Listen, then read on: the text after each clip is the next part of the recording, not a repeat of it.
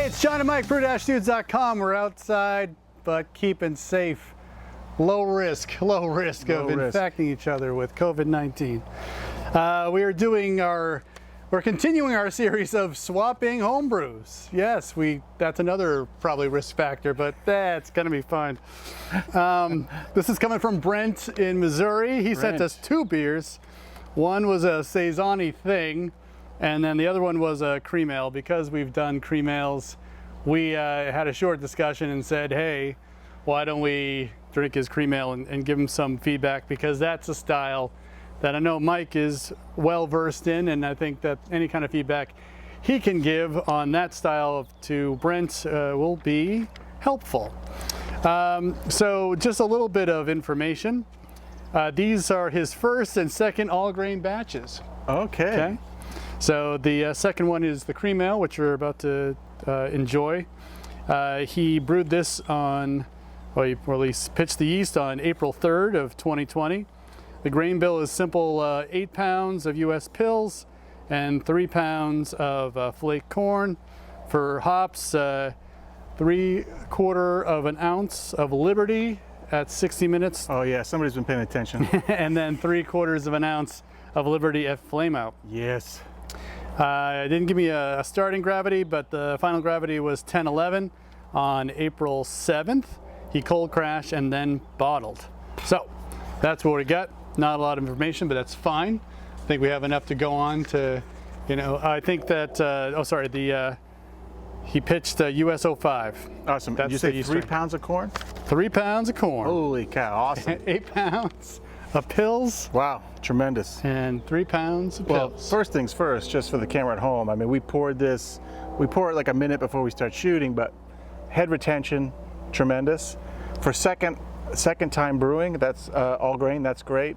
The clarity is almost there. I mean, another week or two in the keg or whatever, just in the bottle, it'll clear up in the fridge for sure. So it's there. That's definitely there. The aroma is it's lagery. It's very lagery. It's very light. I do get like a sweetness, a little bit more than. I don't really think it's a fermentation sweetness, but there's like a malt sweetness there, subtle. I don't really get a hop character. Being used to Liberty, I don't really get a hop nose, which is fine for this style. The flavor, there's definitely a pronounced sweetness in the flavor. I think it's at 3 pounds of corn. I mean, it's definitely a corn sweetness going on there that is not unpleasant, but it might be a little bit more. I'd like to see the Pilsner malt. I'd like to taste the Pilsner malt a little bit more with this. And then the hop character, again, there's a subtle Liberty flavor, bitterness to it. Not super strong. I would maybe go up a little bit more on the hops. Yeah, I agree. Or take a little bit of a closer look at the water profile. For this one, I would want to balance my water profile 1-to-1 sulfite chloride, because it's not really a malty beer, so you don't need to be leading super chloride, but it's so soft of a beer, you want the chloride there, but you do need some sulfite to help back the hops. But otherwise, fermentation character is super clean. Yeah. The body, the mouthfeel is like medium to low, which is, I think, spot on.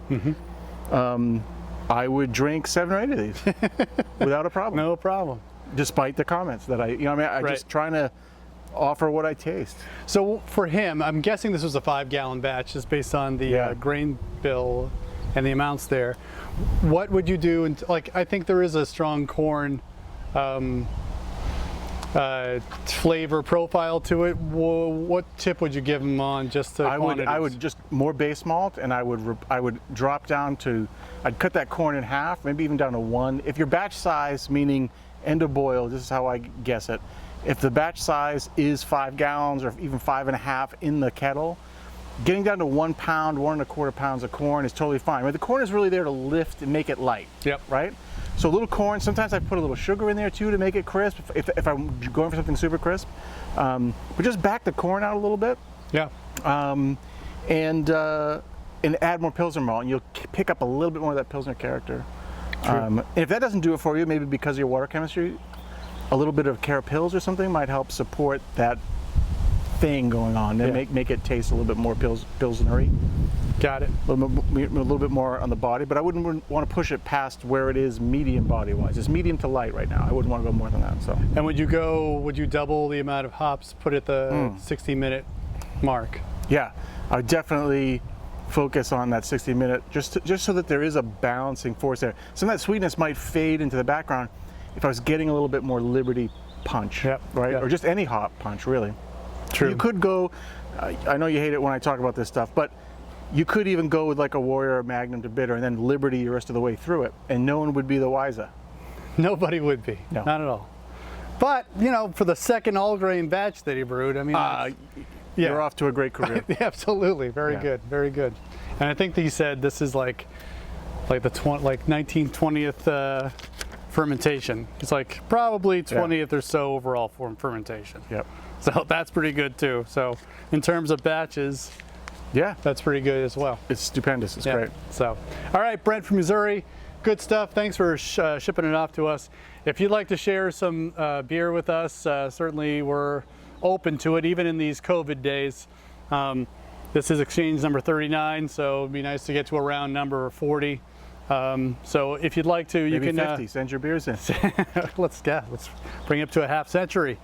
Go to our site, brew-dudes.com, go to the contact page. You'll find our email address. That's typically where I like to do all my correspondence, because I don't really, get to it all that often. But when I do, then I set things up like this, and people ship me beer, and I ship that beer back to you. But thank you. For John and Mike, brew-dudes.com. Brew on. Cheers.